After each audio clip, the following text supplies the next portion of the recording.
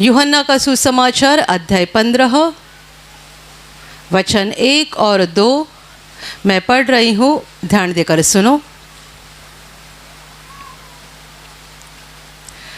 सच्ची दाखलता मैं हूँ और मेरा पिता किसान है।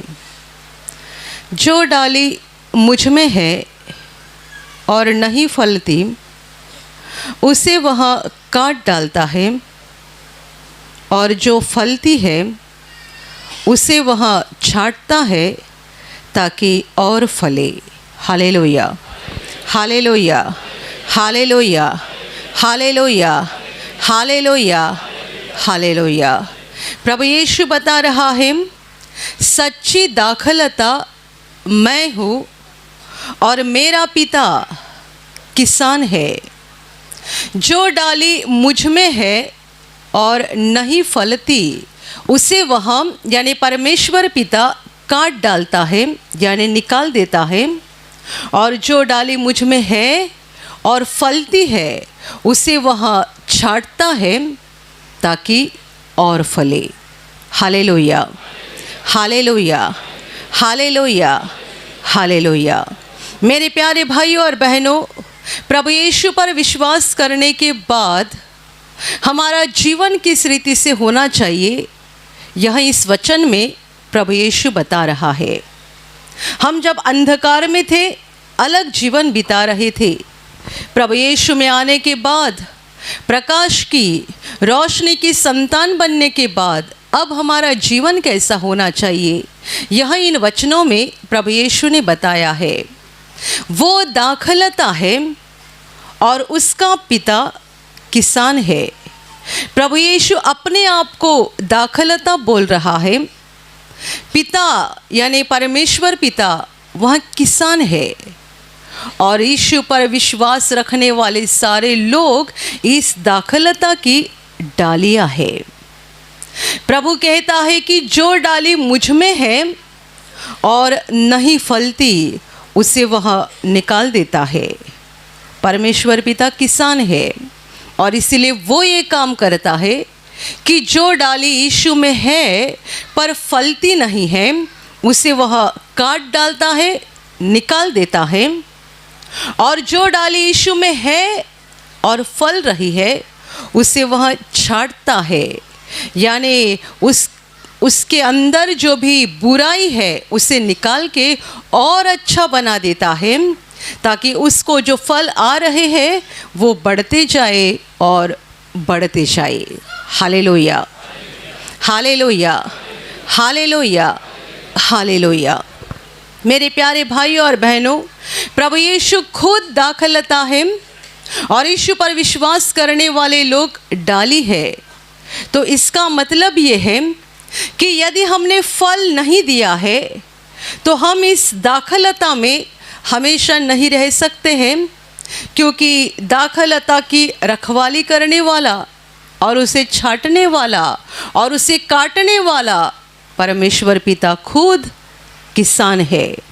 वो देखता है कौन सी डाली फल लाती है और कौन सी डाली फल नहीं लाती है, और इसी वजह से यीशु पर विश्वास करने वाले लोग बहुत होते हैं पर अंत तक बने रहने वाले लोग थोड़े होते हैं, क्योंकि परमेश्वर पिता किसान है।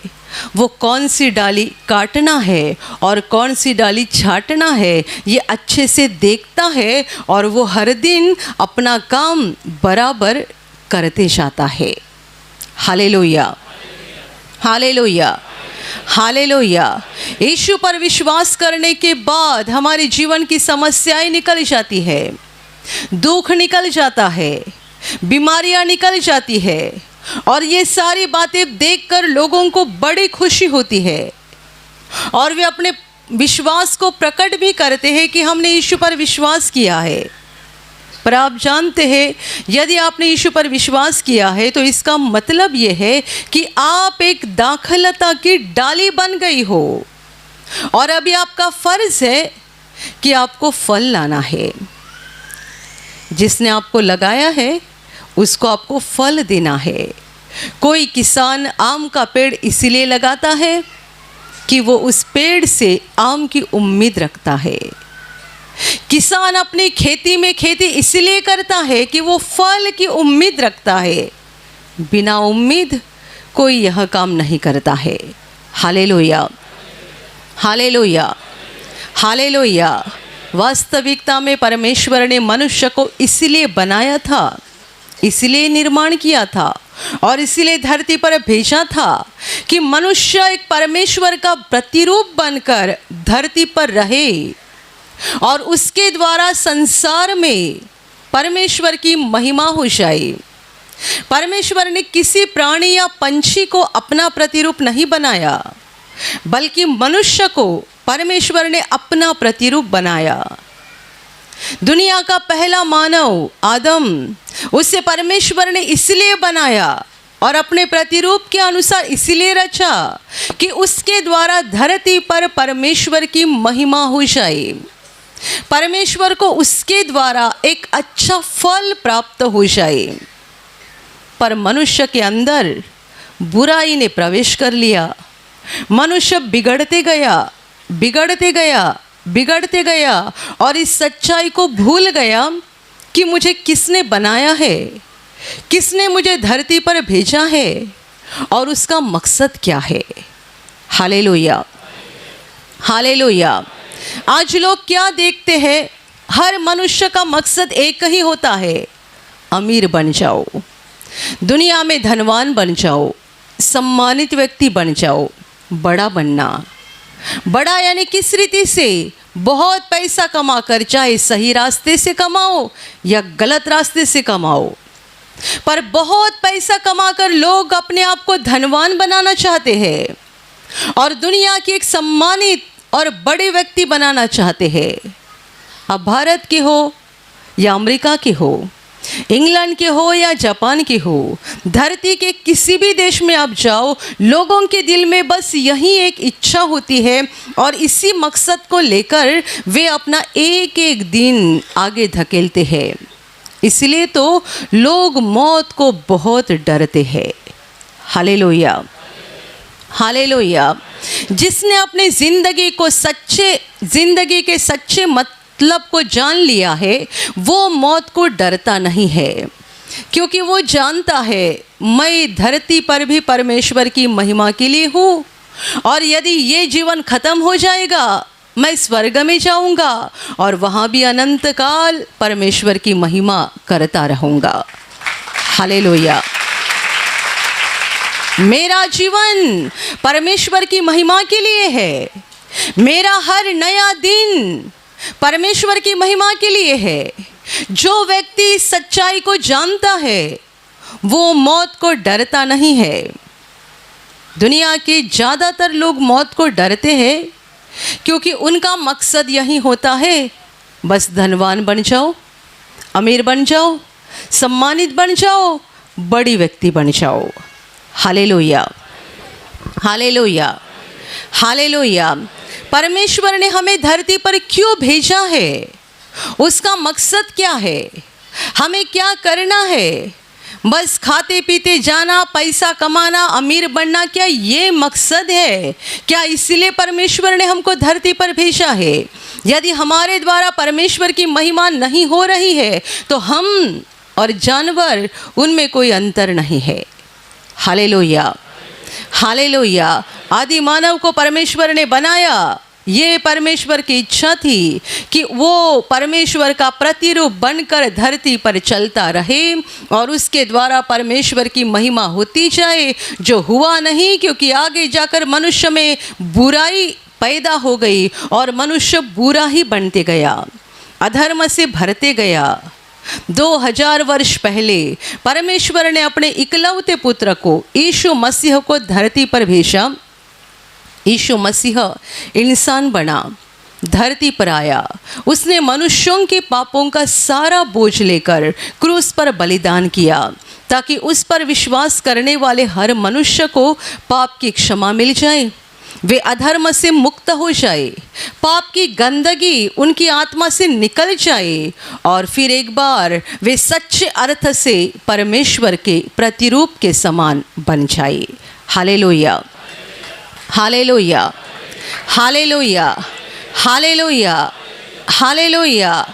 परमेश्वर चाहता है कि यीशु पर विश्वास करने के द्वारा हमारे पापों को मिटाया जाए।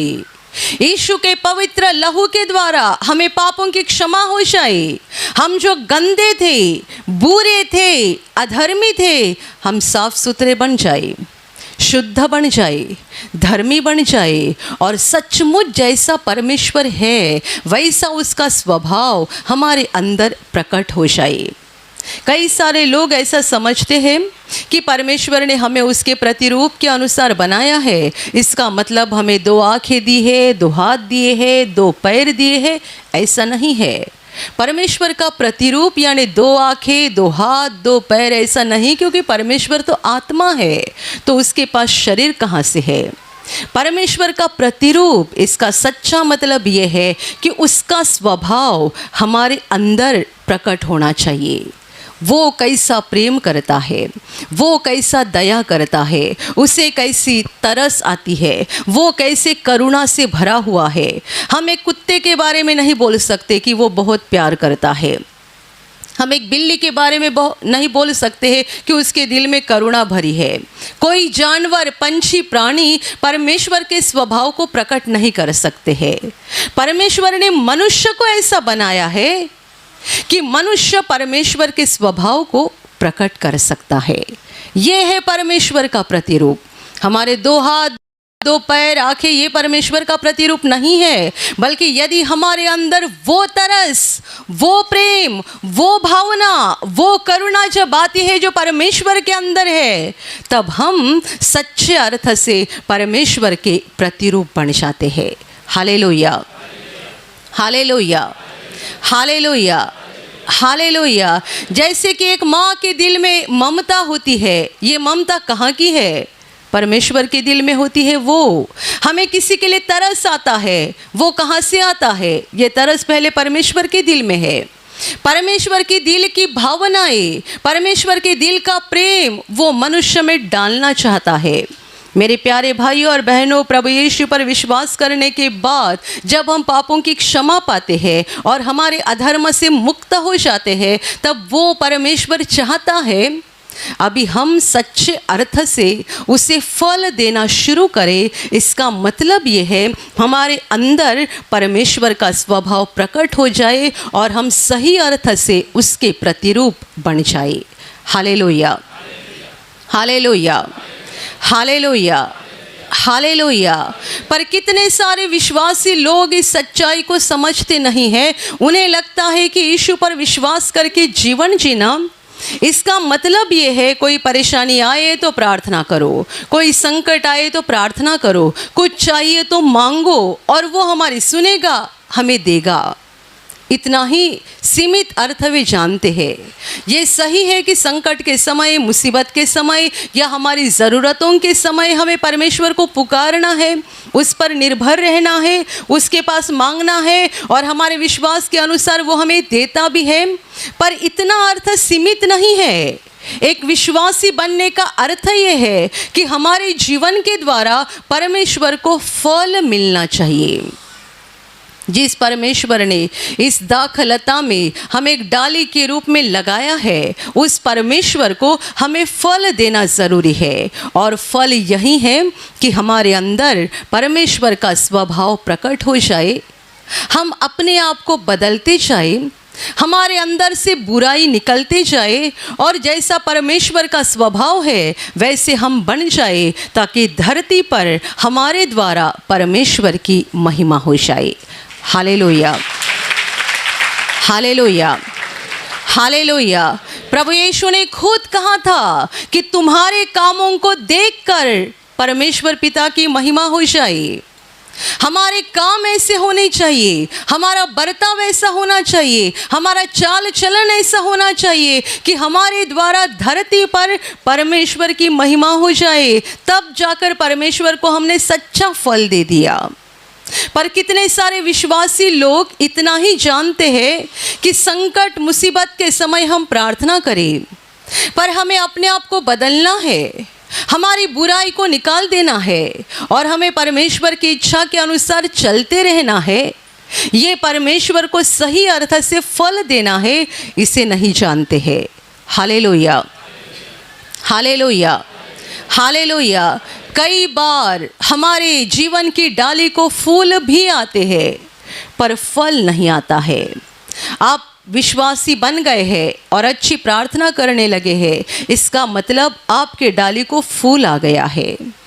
आप विश्वासी बन गए और आप बहुत बाइबल पढ़ने लगे, इसका मतलब आपके डाली को फूल आ गया।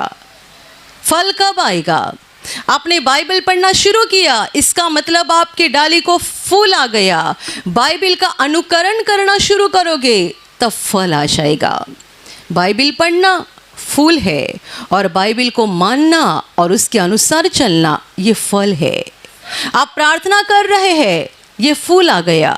आपकी प्रार्थना बहुत बढ़ रही है और अच्छे से आप प्रार्थना कर रहे हैं, तो आप बोल सकते हैं कि बहुत अच्छा फूल आ गया है मेरे डाली को।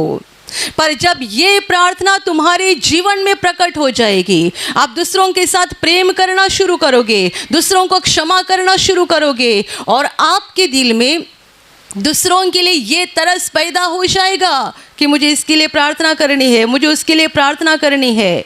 जब आप दूसरों के लिए प्रार्थना करना शुरू करोगे, आपका दिल जब दूसरों के लिए तरस से भर जाएगा और आप दूसरों के लिए प्रार्थना करना शुरू करोगे, आपके जीवन को फल आ गया। Hallelujah, hallelujah, hallelujah, hallelujah, hallelujah. मैंने ऐसे कई लोगों को देखा है जो दूसरों के लिए प्रार्थना करना ही नहीं चाहते हैं। वो जब प्रार्थना करते हैं, बस मेरा मेरा मेरा, मेरे बच्चों को ये मिल जाए, मेरे घर में ये हो जाए, मेरा मैं बोलते रहते हैं। पर दूसरों के लिए, अपने रिश्तेदारों के लिए, अपने पड़ोसियों के लिए और अपने आसपास जितने सारे दुखी कष्टी लोग हम देखते हैं, अंधकार में चलने वाले लोगों को देखते हैं, उनके लिए उनके दिल में ज़रा भी तरस नहीं आता है। एक औरत को मैंने ऐसा बोलते सुना कि वो कहती है, मैं दूसरों के लिए प्रार्थना नहीं करती हूँ, मैं बस अपने लिए और अपने परिवार के लिए करती हूँ। क्या कोई अपने हमारे लिए प्रार्थना करता है क्या? यदि दूसरे हमारे लिए प्रार्थना नहीं करते हैं तो हम दूसरों के लिए प्रार्थना क्यों करें? वो आराम से बोलती है, दूसरे हमारे लिए प्रार्थना नहीं करते तो हम उनके लिए प्रार्थना क्यों करें? इसका मतलब आपकी प्रार्थना आपके डाली का फूल है, अभी तक ये फल नहीं बना है। फल कब आएगा?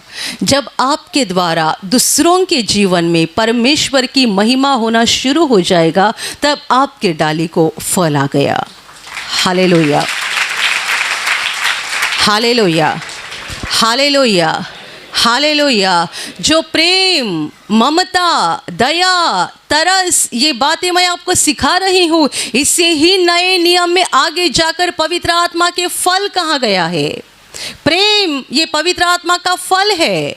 दया, करुणा, ममता, क्षमा करना, ये सारे पवित्र आत्मा के फल है। और यही बात प्रभु हमें सिखा रहा है। परमेश्वर पिता हमारे जीवन में फल देखना चाहता है। यदि हमारे डाली को फल आ रहे हैं तो वो खुश होता है, वो छांट कर हमें साफ सुफ कर देता है ताकि और हम ज़्यादा फल ला सके और बड़े पैमाने में फल ला सके। हालेलुया। और ऐसी डालियाँ जो फल देती ही नहीं है, बस उसे फूल आ रहे हैं पर फल नहीं आ रहे हैं, ऐसे डाली को कुछ समय दिया जाता है। फल लाने के लिए कई समय दिया जाता है, पर उतने समय में यदि उन्होंने फल नहीं लाया, परमेश्वर पिता उसे निकाल देता है, उस जगह पर दूसरी डालियाँ लगाई जाती है। हालेलुया। और इसलिए मैंने आपको कहा कि प्रभु यीशु पर विश्वास करने वाले लोग बहुत हैं, पर अंत तक विश्वास में बने रहने वाले लोग बहुत थोड़े हैं, क्योंकि वे नहीं जानते हैं कि हमें अपने जीवन के द्वारा परमेश्वर को फल देना चाहिए। Hallelujah, hallelujah, hallelujah, hallelujah. यहाँ प्रार्थना में आने वाले कई लोग हैं, जो बाहर जाने के बाद दूसरों को यहाँ प्रार्थना में लाते हैं, दूसरों की परेशानी देखते हैं, दर्द देखते हैं, उन्हें सुसमाचार सुनाते हैं और उन्हें यहाँ पे लाते हैं। उनके द्वारा दूसरे लोगों का भी जीवन बदल जाता है, उन्हें भी आशीष मिल जाते हैं। इसका मतलब क्या है? इसका मतलब ये मनुष्य के द्वारा परमेश्वर पिता को फल मिल रहा है। हालेलुया। यदि आप बोल सकते हैं कि मैंने आज तक 25 लोगों को सुसमाचार सुनाया है और मेरे बताने के बाद एक 10 लोग प्रभु यीशु के पास आए हैं, इसका मतलब आपके जीवन के द्वारा परमेश्वर को फल मिल गया है। आप बोल सकते हैं मैंने 10 लोगों को यीशु के पास लाया है, 25 लोगों को प्रभु यीशु के पास लाया है, मैंने 50 लोगों को यीशु के बारे में बताया है, इसका मतलब आपके जीवन को फल आ रहा है। और यदि आप सोचते हैं बस मेरा काम हो जाएगा उतना काफ़ी है, इसका मतलब आप एक स्वार्थी व्यक्ति हैं। आप बस परमेश्वर से लेना जानते हैं, उसको देना नहीं जानते। Hallelujah, hallelujah, hallelujah. परमेश्वर पिता किसान है। एक किसान क्या काम करता है? वो दाखल लता की अच्छी रखवाली करता है, पानी डालता है, खाद डालता है, उसकी ज़रूरतें क्या है वो देखता है और साथ ही साथ फल न देने वाली डालियों को निकाल देता है, अच्छी फलने वाली डालियों को छांटता है। और ये सब काम करने वाला परमेश्वर पिता है और इसीलिए हमें बेहोश हालत में नहीं रहना चाहिए। Hallelujah, hallelujah, hallelujah. आप प्रार्थना कितनी कर रहे हैं और बाइबल कितने पढ़ रहे हैं, इससे ज़्यादा महत्वपूर्ण ये है कि आपके द्वारा परमेश्वर का स्वभाव कितना प्रकट हो रहा है और आपके द्वारा परमेश्वर की महिमा कितनी हो रही है। मैंने ऐसे कई लोगों को देखा है जिनके घर में से दूसरे लोग विश्वास नहीं करते हैं, एक ही व्यक्ति विश्वास करती है और वह व्यक्ति सालों साल प्रार्थना में आती रहती है, सालों साल प्रार्थना में आती है। वो कहती है मैं घर में प्रार्थना करती हूँ, बाइबल पढ़ती हूँ, पर मेरे घर वाले विश्वास नहीं करते हैं, मुझे सताते हैं। ये कब तक चलता रहेगा? 1 साल, 2 साल, 5 साल, सालों साल घर की एक व्यक्ति यीशु पर विश्वास करती है, बाकी लोग विश्वास नहीं करते। और बाद में जाकर पता चलता है यह व्यक्ति घर वालों के साथ गलत बर्ताव करती है, गुस्सा करना, उनसे नफरत करना, उनके साथ गलत व्यवहार करती है और उनका गलत व्यवहार देखने के कारण घर वाले कभी प्रभु के पास नहीं आते हैं। Hallelujah, hallelujah, hallelujah. उस व्यक्ति का गलत व्यवहार देखने के कारण घर वाले कभी प्रभु के पास नहीं आते हैं। और इसके विपरीत ऐसे लोग देखे हैं जो प्रभु के पास आने के बाद उनका दिल बदल जाता है, उनका चाल चलन बदल जाता है, उनका बर्ताव बदल जाता है और उनके बर्ताव के कारण और उनके बदले हुए जीवन को देखकर घर के लोग भी यीशु के पास आते हैं और यीशु पर विश्वास करते हैं। इसका मतलब ये है यह व्यक्ति के द्वारा उसके घर में, उसके लोगों में परमेश्वर की महिमा हो गई। Hallelujah, hallelujah, hallelujah, hallelujah, hallelujah, hallelujah. मेरे प्यारे भाइयों और बहनों, परमेश्वर चाहता है कि हम अपने आप में बदलाव लाए।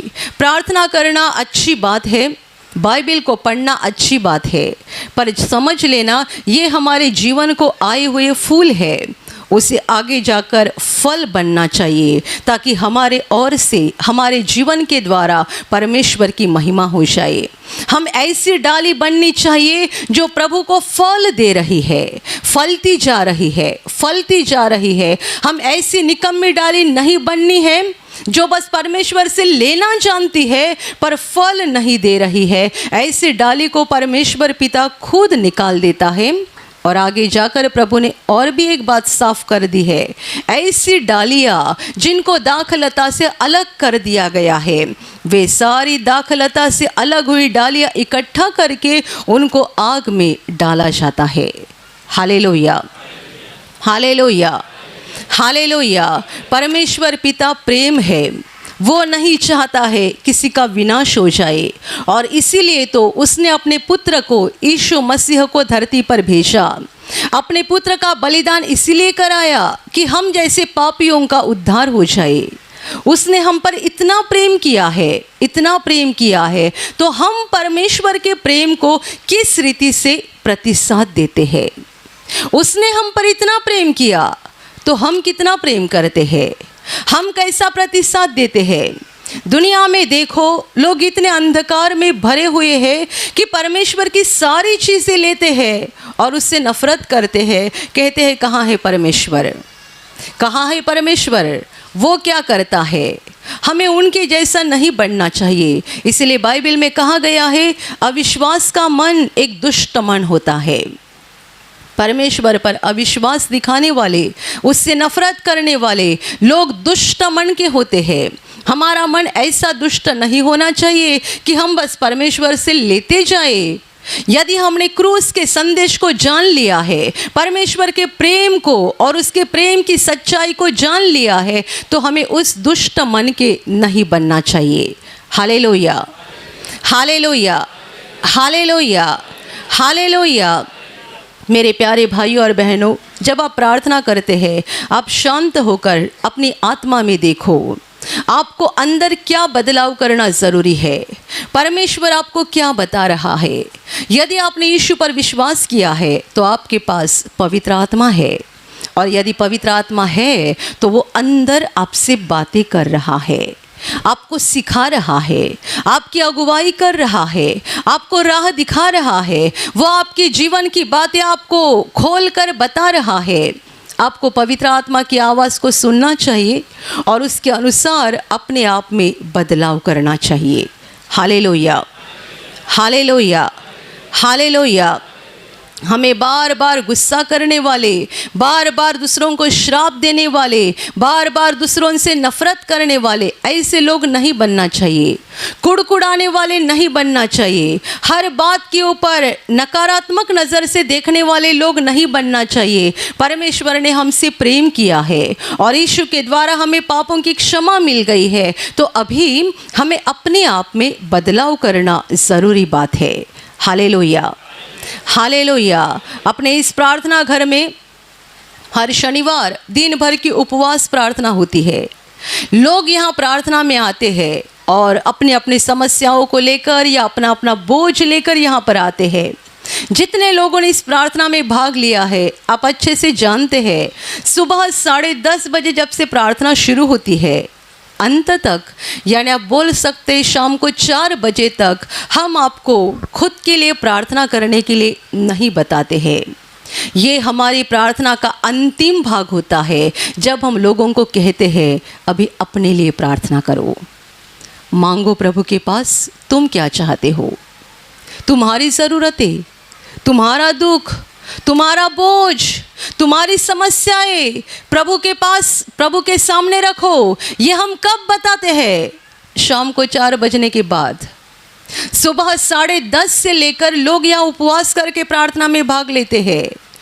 हम पहले उनको परमेश्वर की स्तुति करने के लिए, उसकी आराधना करने के लिए, उसके एहसानों को याद करके उसका धन्यवाद करने के लिए कहते हैं, और बाद में जाकर दूसरों के लिए प्रार्थना करने के लिए सिखाते हैं। बहुत सारी बातों के लिए प्रार्थना होती है। इस सेवकाई के लिए प्रार्थना होती है। सेवकाई की कितनी सारी बातों के लिए प्रार्थना होती है। दुनिया भर के लोगों के लिए प्रार्थना हो जाती है, और सब होने के बाद शाम को 4 बजने के बाद बताते हैं अभी अपने लिए प्रार्थना करो। ये है परमेश्वर का स्वभाव, ये है परमेश्वर का स्वभाव। जो दूसरों के लिए मांगते हैं उनके अंदर परमेश्वर का स्वभाव आ गया है। जो दूसरों के लिए प्रार्थना करते हैं उनके दिल में परमेश्वर का प्रेम उतर आ गया है। हम ऐसे स्वार्थी नहीं बनना चाहते हैं कि बस परमेश्वर के सामने आ जाओ, ये चाहिए, वो चाहिए, मेरी ये समस्या है, वो समस्या है। सबसे पहली बात प्रार्थना की शुरुआत होती है। दिल साफ करना तो होता ही है, पर दिल साफ करने के बाद करना है उस महान परमेश्वर का धन्यवाद, उसकी आराधना, उसकी उपासना, उसकी महिमा। मुझे ये चाहिए, मुझे वो चाहिए, मेरी ये समस्या है, मेरी वो समस्या है। हम दिन भर लोगों को ये बातें नहीं बोलने के लिए बताते हैं।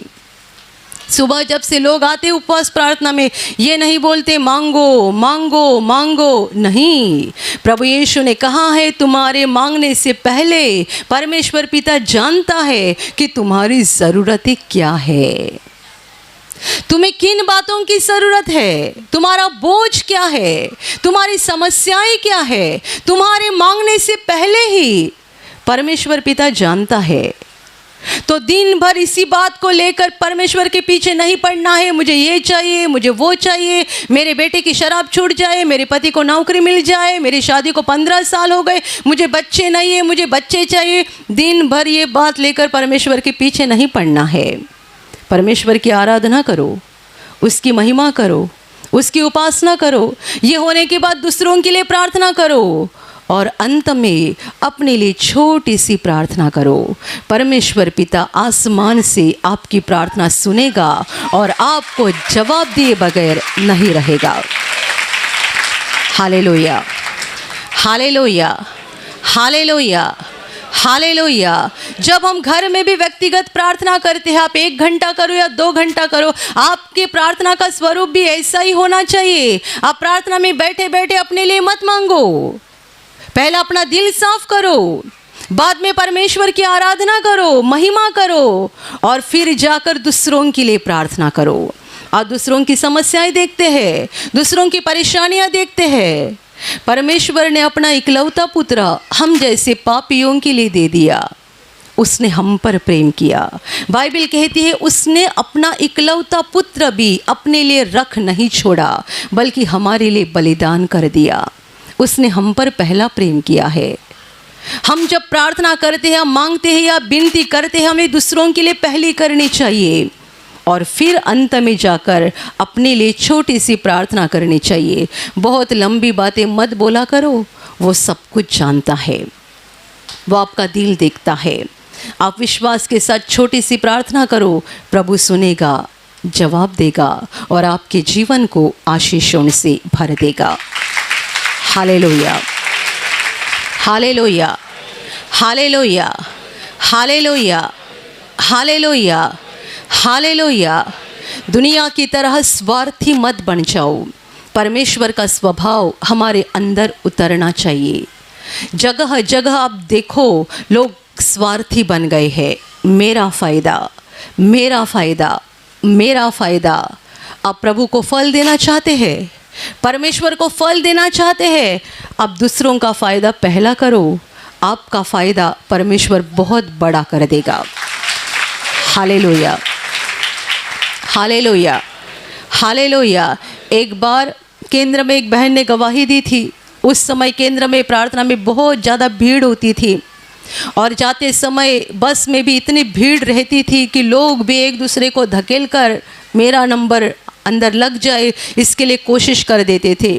उस समय की बात है, एक बहन ने गवाही दी थी कि बस में बहुत भीड़ हो रही थी और वो और उसके साथ घर के भी 2-3 जन थे और वे जाना चाहते थे, पर उन्होंने देखा कि बहुत लोग हैं तो उन्होंने सोचा लोगों को पहला जाने दो, हम बाद में जाएंगे। इनको भी बहुत दूर जाना था तो भी रुके रहे, लोगों को पहला जाने दो। पर ये रुके रहे और बस इतनी भर गई कि इनको अंदर जाने की ज़रा भी जगह नहीं हुई। वे निराश होकर रुक गए। 2 या 3 बस पूरी भर गई थी और इनका परिवार इस प्रतीक्षा में था कि पहले लोगों को जाने दो, बाद में हम अंदर चढ़ जाएंगे। उनको जगह नहीं मिली, बस भर के निकल गई। परिवार के 2-3 जन निराश होकर खड़े हैं। 10 मिनट नहीं हुआ, उतने में एक कार आ गई। ये बहन बताती, हमने बिना हाथ किए कार वाले ने गाड़ी रुकाई और कहा अंदर बैठो, हम आपको स्टेशन तक पहुंचा देते हैं। Hallelujah, hallelujah. उन्हें बड़ा अचंभा लगा कि हमने इनको रुकाया भी नहीं, कार पूरी खाली थी, उसने खुद रुकाया और इनके परिवार को कहा अंदर बैठो, हम आपको स्टेशन तक छोड़ देते हैं। और उन्होंने उनको जाकर स्टेशन में छोड़ दिया। ना पहचान, ना इन्होंने कुछ रिक्वेस्ट किया था, कुछ बताया था, कुछ नहीं।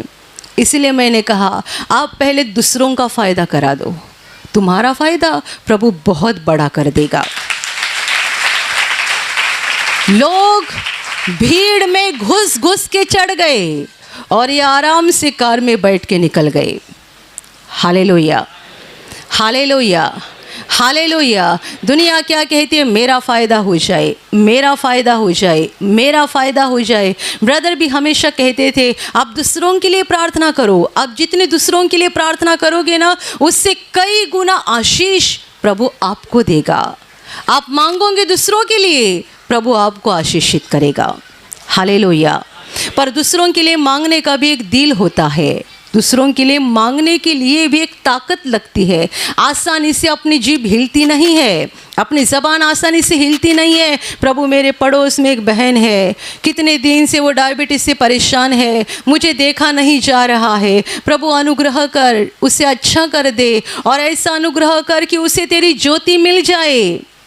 ये बोलने के लिए ज़बान हिलनी चाहिए, क्योंकि ये ताकत इसीलिए लगती है।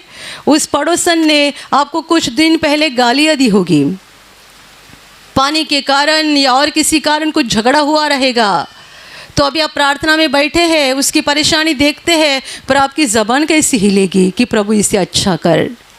इसके विपरीत आपको ऐसा लगेगा अच्छा हो गया, उसने मेरे साथ झगड़ा किया था ना, इतनी सारी गालियाँ दी थी मुझे, सबके सामने मेरा अपमान किया था, अभी अच्छा हो गया, इतनी बीमार हो गई। नहीं, ये हमारा दिल नहीं होना चाहिए।